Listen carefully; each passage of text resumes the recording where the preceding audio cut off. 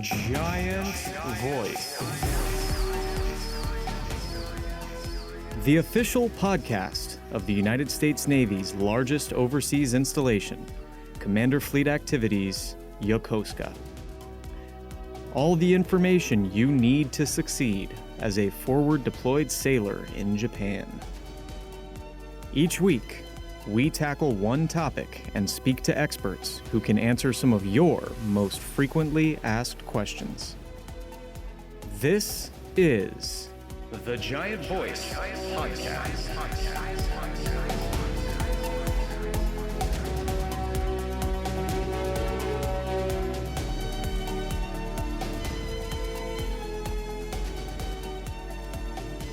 Hey, welcome to the Giant Voice. I'm your host this week, Garrett Cole. This week, we're going to be hosting the head of housing here at Yokosuka. It's Mr. Esteban Abreu. We're going to go ahead and address some things that have been, addressed with the town hall and on social media. And we got some questions for him, and he's definitely going to give us some answers. Without further ado, here's Mr. Esteban Abreu. Yeah, so thank you for coming. If you want to go ahead and introduce yourself. Yeah, so I'm Esteban Abreu. I'm the Installation Housing Director here at CFAY. Okay. Yeah, I'm Garrett, and, I'm one of the photojournalists here. And my week was great. I went out, of course, during the holidays with my son. We took a little trip out in town. We went to Thailand for a couple of days. So it was definitely, nice weather, good food. So definitely a great experience. So you took a trip to Thailand, a quick trip to Thailand, and Correct. Came back. Wow. So was there a shock coming back or? Oh no. It was definitely easy trip back and forth, a couple hours. Yeah. Overall, I'd say the biggest shock is the weather change. Of course, it's nice and warm out there, and when you get back, it's pretty cold back over here compared to the weather over there. Right. Yeah, I was telling my oldest yesterday. I said. He was kind of, he misses, he's born and raised in Hawaii, so he was missing Hawaii. And I said, well, you're in the prime location. Like, you're in the middle. We can go anywhere in Asia from where we are. I said, Thailand's one stop away. So what kind of stuff did you guys do while you were there? We did the usual, some temples, a lot of eating local Thai food, and we even looked up some nice tailor shops, some that I've been familiar with for several years. Actually, I took him to the tailor shop that made his first suit 14 years ago. So definitely was a good experience. Okay, yeah. You guys didn't get in the ring and do any Muay Thai or anything? No, unfortunately, none of that took place. Yeah. Definitely one of those things I wanted to look at, but, those things you have to plan in advance. Yeah, no, I understand that. Yeah, I had some friends that went out and did that. They kind of declined on the kicking banana trees, but they watched other people do it. Thought it was pretty cool. Nice. So, you have any holiday plans? Anything coming up that you're looking forward to? No, this year, of course, during the holidays, I have my oldest coming over to visit from back home, of course, from college. So going to be staying home and just spending time with the family. I wonder how that's got to be like a great feeling that, hey, I'm going to go home for the holidays, but I'm going to Japan to do it. So that's right. I wish I had had that when I was a kid. So no, I just went from Dallas to Dallas. I didn't go very far. So yeah, definitely a great experience. She's happy every time she comes out here. She loves Japan, and she actually graduated out of Kinnick High School. Okay. So she's pretty much coming home. Okay, yeah. So, tell me a little bit about yourself and your experience here and how you got, obviously this isn't your first assignment, so I know that you've got a, lengthy work history, so. Yeah, so I've been in Japan before, of course, while my wife was on active duty. I was a spouse at the time. I've been with housing since 2002. My first assignment was out of Iceland, Keflavik, many years ago. And since then, of course, I've been pretty much, Jacksonville, Florida, Singapore, of course, Japan, and, after Japan, of course, we went back to Tampa, Florida. Sure. After being in Tampa, Florida, of course, I was offered a job, good opportunity to go to Ramstein, Germany. I lived in Ramstein for several years as a facilities director over there. And then I was offered an opportunity to come back out here back in April 21. So I jumped on it right away. I had been here before. Love the community, love Japan overall, the culture and everything. So it was definitely one of those that, I couldn't let go. It was a dream job coming right back over here. Definitely made a huge difference for me and my family. Okay. So I love it out here. Love the community. Dedicated to make sure, all our folks, families, civilians, and military are being taken care of when it comes to family housing. We're there to support. Okay. What's favorite assignment so far? I would say one of my favorite assignments would have been Singapore. Okay. Iceland, Keflavik, of course, was a great one. It was one of those surprise ones where, you don't know where you're going, and then you get there and you're like, wow. But definitely Japan is on my top 2. Okay. Yeah. All right. Well, that's cool. Your position, obviously there's a lot going on in your, we were talking a little bit earlier, you're talking a little bit about, you're staying busy. Let's put it that way. So, what kind of stuff you staying busy with right now? Pretty much within housing, we stay busy every day. It's always, one of the best things about housing is every day is a new adventure. Something new comes up. But some things I'm currently staying busy with these days is, of course, a lot of renovations going on with the Ikago. Thanks to our families, being so versatile and up and running, they adjust very quickly. So the support we get from the community when it comes to these renovations is great. We couldn't do our jobs without them and their versatility. But definitely, these are one of the things that I would say, keeps us up every day is actually being able to look at, what's the future, what we have in place when it comes to these renovations with an Ikago. We have Phase 3 just recently got turned over to the contractor. We have Phase 4 and 5 coming in the near future. Of course, Phase 4, we're going to be contacting these families in, say, early next year, letting them know specifically the ones that are going to be affected by these renovations, because we will have to relocate those families.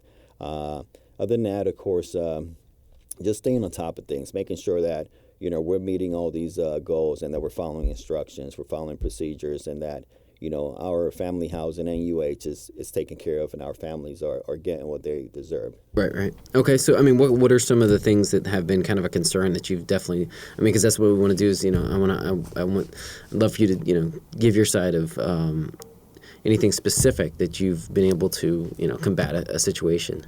Well, I'd say right now, within, for example, the UH side, one of the big things is making sure that the information is being pushed out as per eligibility out there. We want to make sure that any of our sailors that are currently in UH that are eligible to be able to take advantage of living out in the economy do so. So those that are shore duty, if they're E4, they're authorized to move off base, so getting that information out. Also, if you're on sea duty, E4 over 4 years, or E5 getting paid, do contact the front desk of the UH, and definitely we'll go ahead and support you, provide you a CNA so you could go to family housing, and that way you could go through the entire process and find you something out in the economy. There are many options out there. You could always move into a normal house out in town, or you could always go the RPP route if you want to expedite the process and you don't want to request any advances and so on. Okay. With RPP, all you need is 1 month's rent. You can move in. But since the normal process is you got to come up with 4 months worth of rent. So definitely a huge difference there. But whatever it is you need, you just let us know. Definitely, my team will be there to support everybody. Another thing I would say is physical security is one of the biggest things here. Of course, we're in Japan, so we tend to get very comfortable. Crime rate's really low. A lot of us at home don't lock our doors. It's pretty common. But within UH, I would say definitely want to make sure our sailors know, please make sure you lock your doors, lock your windows. Don't give anybody a opportunity to go into your room and be able to go through your stuff. So definitely, make an awareness of that. Make sure your windows are closed. Make sure your doors are locked. Don't give your keys out to people to prevent any issues in the future or any death.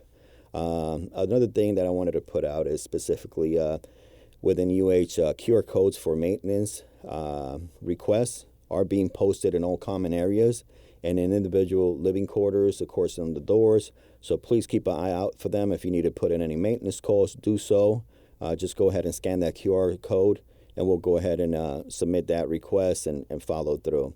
And also for all junior sea sailors that are eligible to get with your HPA coordinators for bed assignment, if you have not yet been assigned a bed, please make sure you reach out to your HPA coordinator so that they could go ahead and contact us and set up a bed for you. Okay, yeah, because I've seen that on the marquee that you said you have so many beds available. What kind of so that's something that I talked to somebody, because I'm gonna out myself. I'm an Air Force guy, so obviously we didn't have to request beds.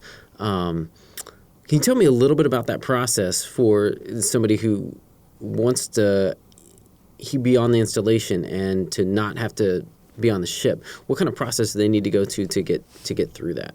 Okay, so pretty much what it is when it comes to each command, each ship, each unit, Sure. they get X amount of beds assigned to them based on the size of the command. And of course, being that they have these units, they can actually move these sailors into them. However, of course, in some cases, depending on the situations, some sailors might not be aware of the possibility of being able to move out of the ship and actually into UH. And for that reason, we have the HPA coordinators, which is Home Port Ashore coordinators, and they're the ones that support them. They'll actually drive them through the process. They'll have a package for them they have to complete. Once the package is completed, then, of course, it'll be turned over to our UH staff, and UH will go ahead and process everything in our systems. So those coordinators, they're going to be based on every unit assigned. So okay, all right. Correct. So each command has their own HPA coordinator. And so how are they going to find out who that is, or is that going to be advertised to them? So normally, of course, what they do is they, based on the manpower within the ship or the command, they should be able to identify who's a E4, in other words, under E4, right, or with less than 4 years, or E5, not yet getting paid. And normally they'll be able to go ahead and refer them over to the UH side. Okay. Now, in a case where, let's say, a sailor has not been given the opportunity for whatever reason, things do happen, that's why we make sure we put that information on the marquee. That way the sailors know, hey, there are beds available. If you're currently still sitting in your ship, please make sure you speak to your HPA coordinator as soon as possible so that we could get things rolling, and that way we could get you in that UH barrack room as soon as possible. We want to make sure we get you off that ship and give you a place you could call home. And one of the best things that we have in place here is that, when you are assigned a room, that will be your assigned room for the entire duration of your tour. Okay. So we're not going to be moving you in and out of units throughout your tour here. Once you've gotten here, you've gotten a unit assigned. When you go out with the ship and you come back, you're going right back into that room. Has there been issues with that in the past? Well, this is something we just implemented since new CO came on board. Right. So it's definitely something new that we've actually started. It definitely has made a huge impact on each and every one of the sailors. It's a morale booster. It gives them that home. Yeah, that sense of ownership, right? yeah. Now it's some sense of ownership, exactly. Yeah. You hang your hat, yeah. That's right. I guess, yeah. So with that, is there anything particular they need to have squared away before they contact their coordinator? Is there anything that they need to have lined up, any pre... No, so pretty much what it comes down to is as per... what they would need, their HPA coordinator would be the one providing them the entire package. So once they actually go to the HPA coordinators, they have them fill out the actual documentation, and they'll be the ones providing any guidance or information on the matter. Okay. All right. So I was kind of looking through. So tell me a little bit about with the holidays coming up. You're talking about with holiday decorations, because that's even safety briefings. They're a fixture for the holidays. So what do people need to know about that, especially when it comes to events during the holidays? Okay, well, thank you for bringing that up. Yeah, definitely something that, of course, every year we go through, and we want to make sure we put out the information. So during the holidays, of course, decorations are allowed 30 days prior to the event, and must be removed 14 days after. So please, make sure you keep track of that. And once the holiday season is over, you do remove your decorations so that we could go ahead and continue saving energy as much as we possibly can here in the community. Another thing that's important is, of course, right now we're looking at the Christmas time frame. So Christmas trees, if anybody that gets live Christmas trees, I see they've already been put out on the red brick area. Mm-hmm. So for those of you that purchase them, when the time comes for disposal, if you live in a townhouse, just lay it out by the dumpster called boat trash. and they'll definitely come over and pick them up. If you live in a high-rise, you literally put them right by the dumpsters, and they will pick them up as well for you. You don't have to call anybody. They'll just come by and grab them from there. But one of the most important things that I want to put out is, of course, when it comes to our operations within housing, because most of our staff is MLC, there will definitely be limited services during the Christmas holidays, and that's going to be happening 29 December through 4 January. As well, off-base agents will be closed, so very minimal traffic for those that will be arriving there in that time frame. Of course, I would say, fortunately, that's very minimal that can be done, but we will still be open at the housing office to be able to provide you any administrative support when it comes to parking certificates, guest requests, TLAs, etc. If you need to do the brief, definitely we could provide you the brief there in person. So definitely we do have these things going on. However, when it comes to assignments, being that the local economy, of course, follows the Christmas holidays as well, most of those agents will be closed and they won't be able to support. Okay, so let's get into the process. So I'm coming up on my year anniversary of moving here. Let's talk about somebody who comes here within the next couple of months. So you get here, you get off the plane, you take the bus over here, and then you're in lodging. What's the first process that obviously you have AOB? What's the first process you need to do to start getting into living quarters? Okay, so when it comes to family housing, I mean, there's several different options. One would be, of course, direct assignment. If there is availability in your specific designation, we will be able to conduct direct assignment, which would allow you to move directly into your home. So you literally come out of that plane, and you could be taken straight to your unit. We'll have loaner furniture there for you as well. Okay. So that's one of the options, of course, is based on availability. However, for the most part, in most cases, if we don't have availability, I would say you would just come into the housing office, check in within 72 hours of your arrival here. Once you check in with the housing office, of course, next step is to actually go through the housing brief. The housing brief, we have one for on-base if you qualify for on-base, or off-base if you qualify for off-base. Right now, we're not housing civilians. So for on-base housing is all military personnel. Off-base housing, civilians are being referred to off-base as we speak. So the brief, once you conduct the on-base brief, we'll go ahead and identify a property. If we have something available, that unit, of course, will present you options if there are any options. If there are no options, next unit available would be assigned. Currently, we have a mandatory assignment policy in place. That means all military must move into military family housing when they arrive. Okay. However, as I stated earlier, if there is no availability based on your designation, then you will be referred off base. For off base, the process is, it's a little different than what we're used to back home, but it's not nothing out of the norm or intense anytime you go overseas. So we have the option of binders on base. We also have a whole referral section, which is our translators are very capable to support you out there, contacting agents, setting up appointments for you, translating for you.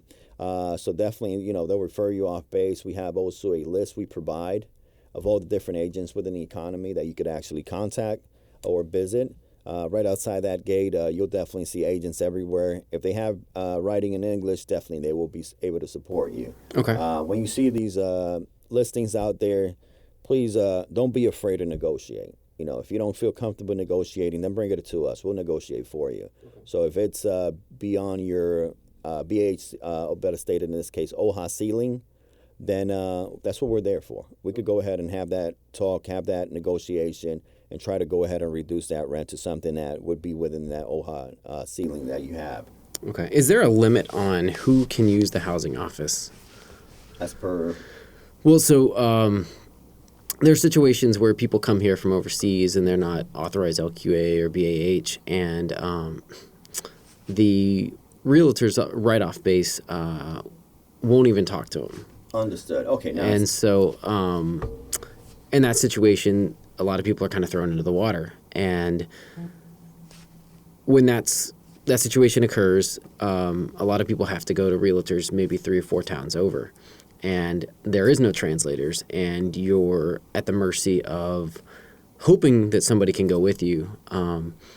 and it kind of makes for a hard first initial approach to living here. Because a lot of the realtors will say, oh, well, we only work with contracting through the base housing office, and they've already been told the housing offices, well, we can't support you. So how would you, is there anything that you can provide insight on that? Yeah, so pretty much what it comes down to is most of these agents we conduct business with, they're used to what we call a military lease. Military lease is something that we've already agreed with these counterparts off base, and they've authorized and agreed to allowing our families to rent from them. The norm in Japan is if you're renting out in an economy, you're going to have a guarantor, which is somebody that kind of supports, or you pay a monthly fee for somebody to guarantee that you're going to be able to pay that rent, that cost. Right. When it comes to those families that arrive here with orders or LQA, let's say in case of civilians, anybody that arrives here with orders authorizing them housing, the housing office is a guarantor. So we're the ones. In cases where the person does not have that, then of course that's where that situation comes in place. Because we cannot be the guarantor, the commands themselves are the guarantor based on the fact that they're authorizing that LQA, right? Right. For those that are not eligible to receive LQA, definitely I do understand it. There is a challenge that's out there. There are options available, which is in that case, of course, it can become a little expensive because you have to pay a monthly fee for a guarantor. But other than that, I mean, if you go to different areas, either be here in the local area or further out, there are some of the local Japanese lease companies that might even be able to offer you a lower fare, lower cost for rent than your normal Navy lease. And the reason behind that is because they require a guarantor. If you go through a Navy lease, they don't require a guarantor, but the cost would be a little higher. And the reason behind that is the fact that when a agent or a owner agrees to a Navy lease, they're agreeing to a open-end lease. What that means is that you move in today. If you want to move out within 30 days, all you need to do is give us 10 days notice. So they're taking a chance with, the person moving in.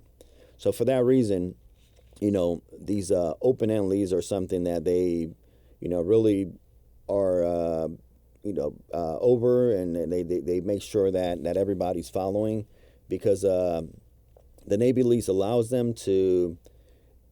our families, our sailors, to be able to break a lease within 10 days when they move in. Sure. It's beneficial. Why? Because, being that we're, working here as government employees and in the military, we just don't know where we're going to be tomorrow. Right. So today we get here, we're expected to be here for the next 3 years. We might be out of here in the next 2-3 months. Right.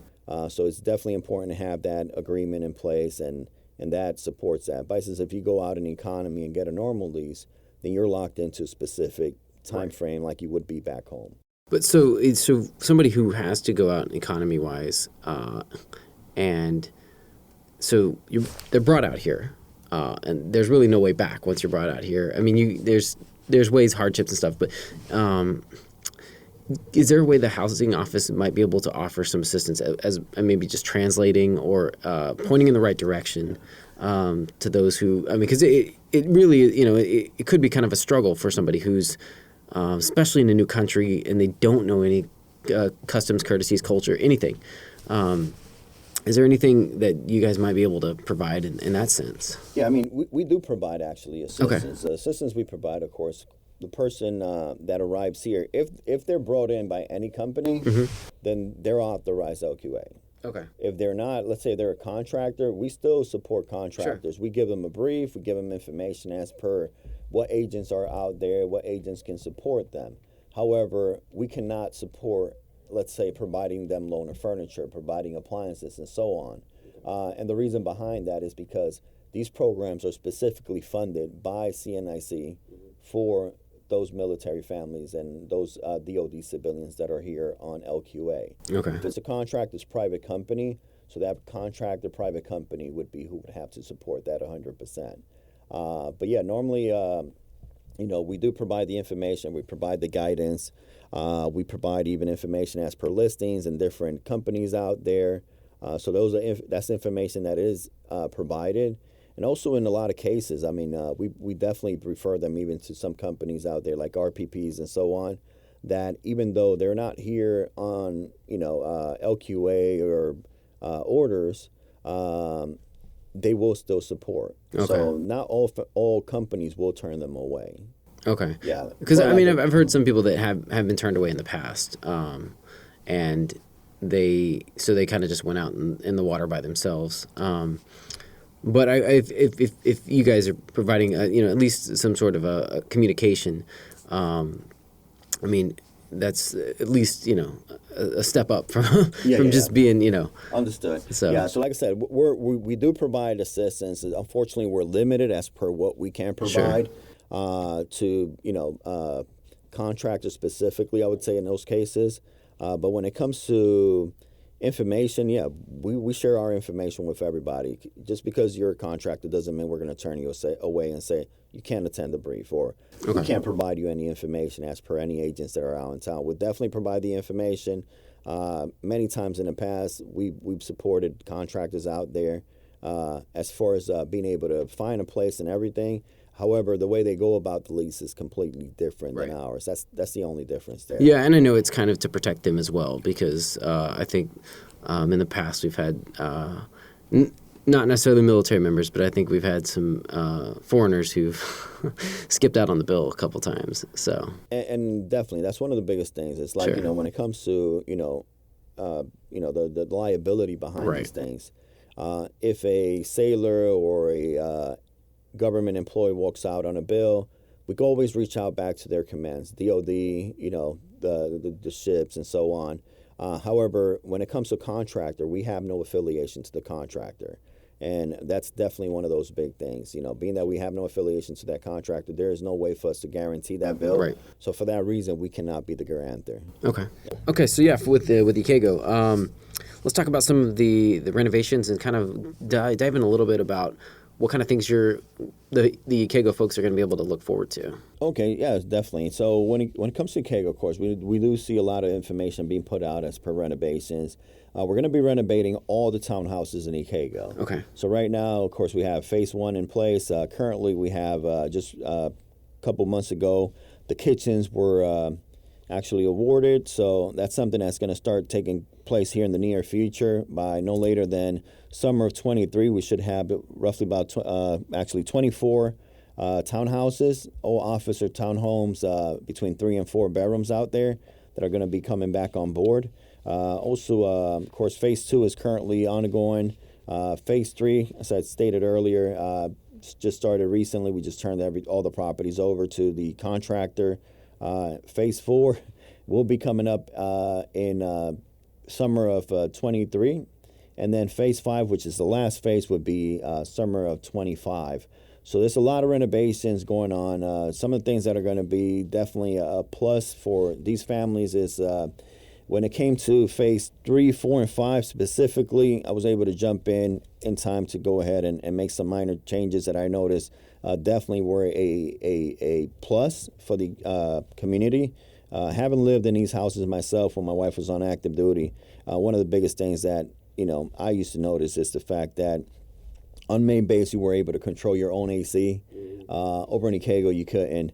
Of course, phase 1 and 2, unfortunately, at the time I wasn't in the area, so we wasn't able to jump in and make those changes. But definitely when I noticed the way this was going, 3, 4, and 5, we made the adjustments to make sure that, those folks moving into phase 3, 4, and 5 will definitely be able to control their own ACs out there. Split systems is what we're looking at. As per, of course, the funding, where it was spent, a lot of infrastructure. Of course, you're talking about fire systems, the plumbing, the roofing. When it comes to the kitchens, of course, definitely these kitchens are going to be way nicer than what we had over there. Stainless steel counters are going away. So we're finally getting some nice countertops, nice cabinets. They don't want to live the Japanese way with the stainless steel countertops? Yeah, that was those one are of the so biggest much complaints. easier to clean. I kept hearing people say, "Hey, man, this looks like prison," or It looks like a Japanese house. Or the lunchroom in a school. So definitely, one of those things that, we looked at when we went ahead and started those renovations and made sure we adjusted these things. Of course, carpets are going into place as well. So definitely a plus for those families. It helps with noise. And also, in the morning you wake up, you don't want to step on a cold floor. So that makes perfect sense there. Of course, the bathrooms. Really nice, a lot of changes there. Tiles are going away. Now we have these panel walls. Right. Very easy to clean, very easy to maintain. Very, similar to what we have out there in the modern Japanese constructions. So a lot of good upgrades coming up.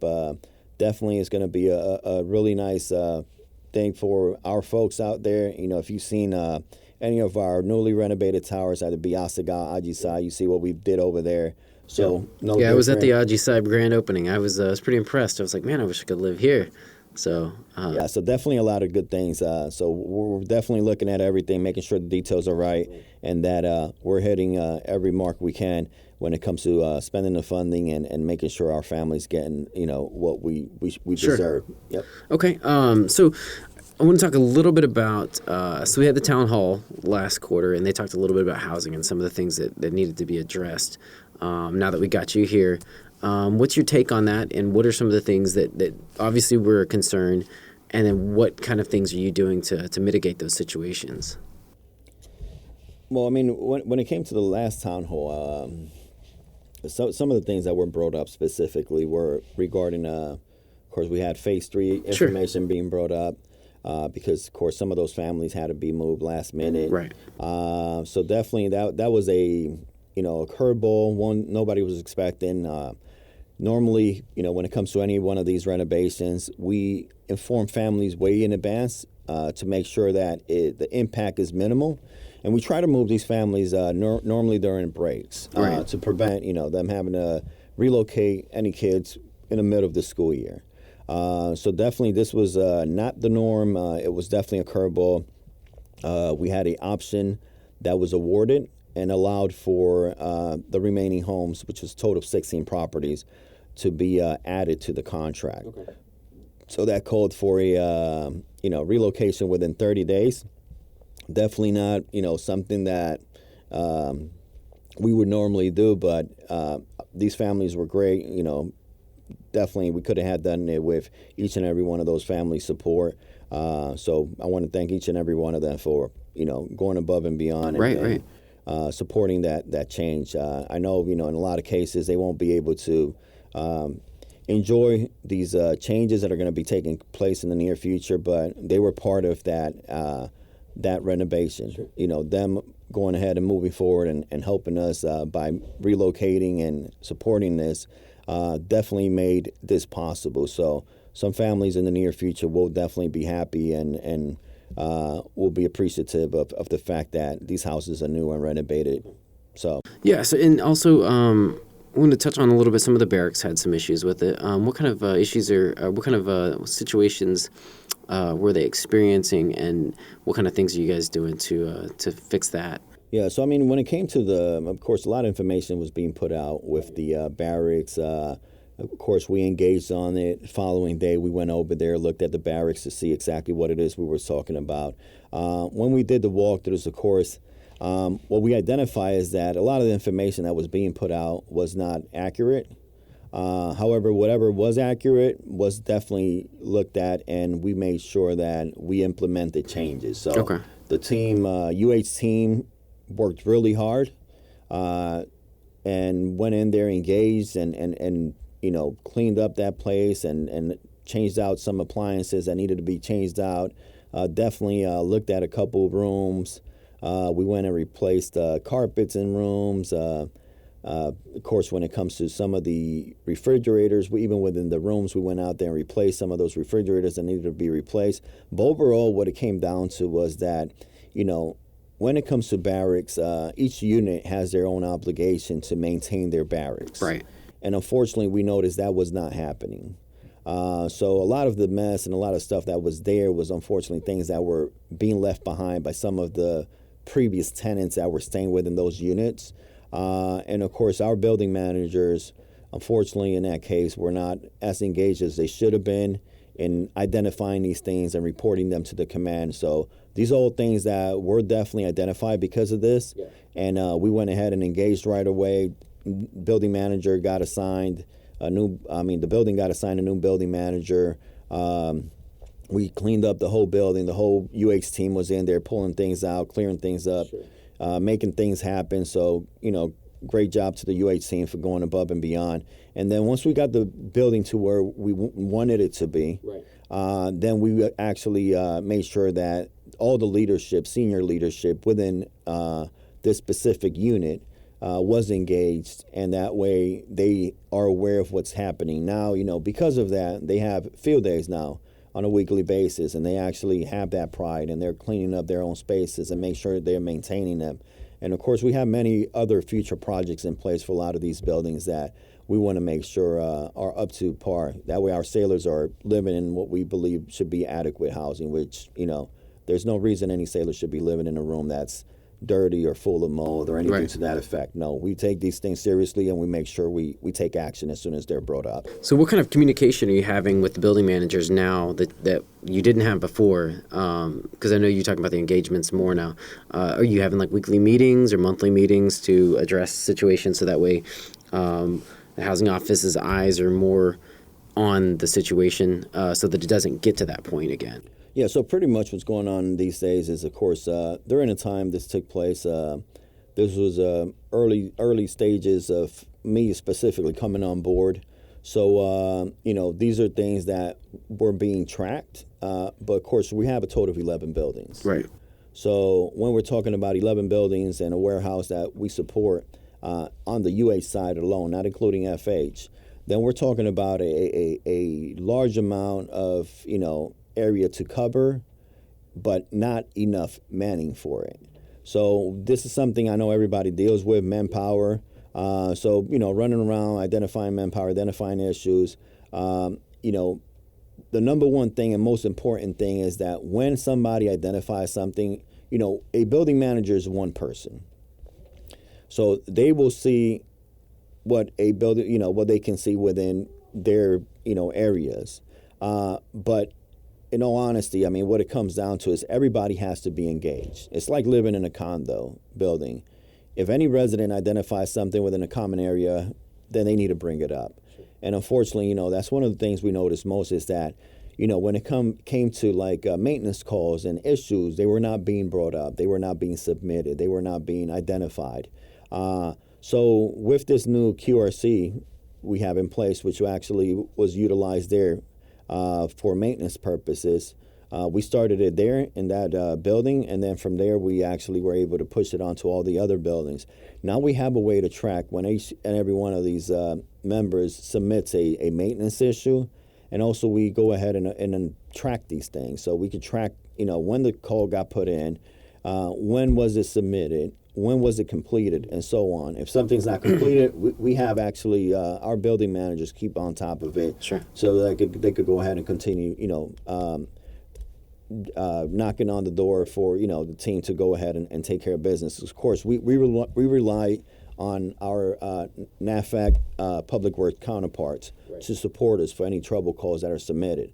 So, there's a lot of things. I know there's a lot of work going on this basis. It's always nonstop. Yeah. But definitely there's more than one part to the whole equation here. So definitely, but the number one thing, everything starts with you identifying the problem and bringing it up to our attention.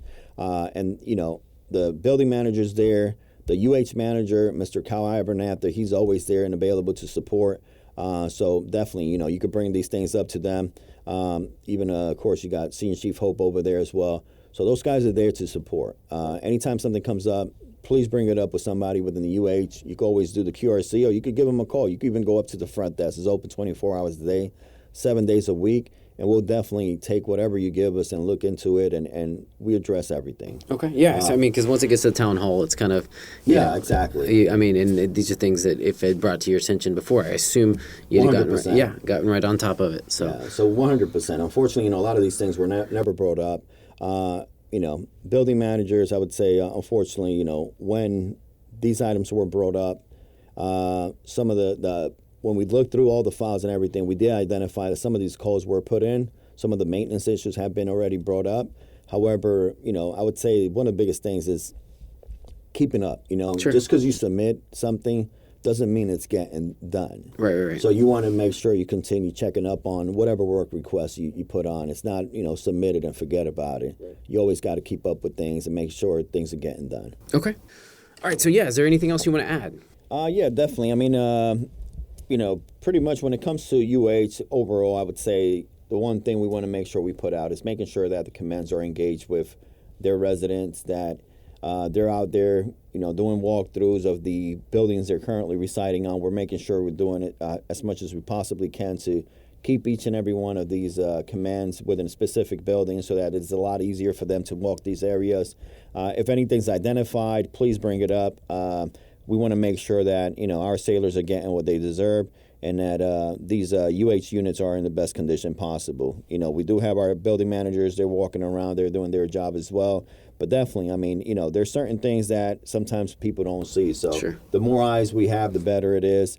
And, pretty much when we work together, things get done a lot quicker. Absolutely. So definitely one of those things we want to make sure that gets out there.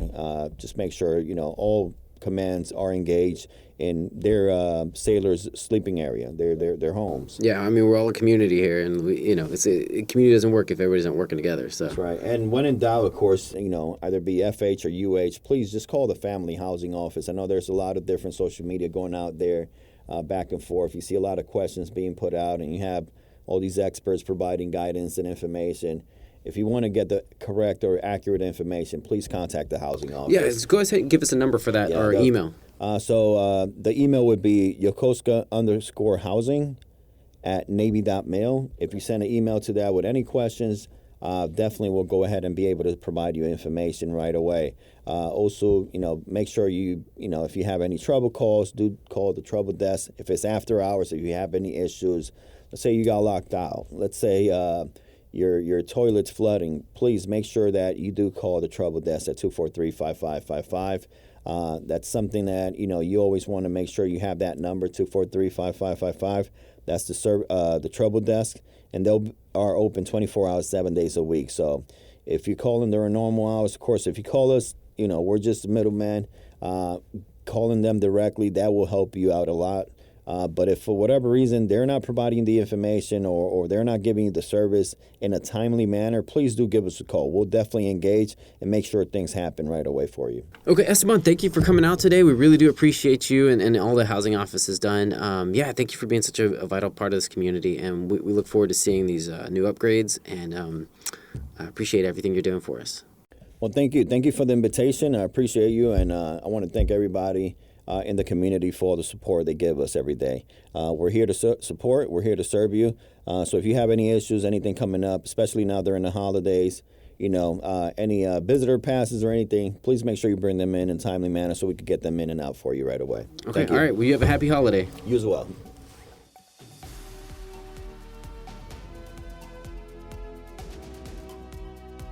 The Giant Voice podcast is a production of the Commander Fleet Activities Yokosuka Public Affairs Office.